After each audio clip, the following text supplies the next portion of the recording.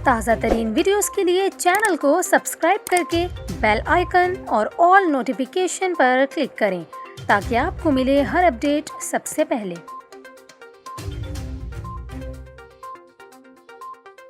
और यहाँ पर आपको खबर दें, लाहौर में ऑरेंज लाइन ट्रेन के अली टाउन स्टेशन से ड्रोन तैयारा टकरा गया। लाहौर पुलिस के मुताबिक तयन किया जा रहा है कि रिमोट कंट्रोल ड्रोन तैयारा किस समत से आया था। पुलिस के मुताबिक मज़कूरा ड्रोन तैयारे से किसी किस्म का बारूदी मवाद नहीं मिला। ज़राए का बताना है कि ड्रोन तैयारा अली टाउन टर्मिनल 2 के वॉशिंग पॉइंट पर आकर गिरा। ज़राए का ये भी कहना है कि ड्रोन तैयारे के परों की लंबाई 13 फीट है, जबकि ड्रोन की लंबाई 6 फीट 4 इंच है। इसके अलावा लाहौर पुलिस का यह कहना है कि बम डिस्पोजल स्क्वाड और दीगर मुतल्लिका हुक्काम मौके पर पहुंच गए हैं। पुलिस ने वाक़े की मुख्तलिफ पहलुओं से तहकीकात शुरू कर दी हैं।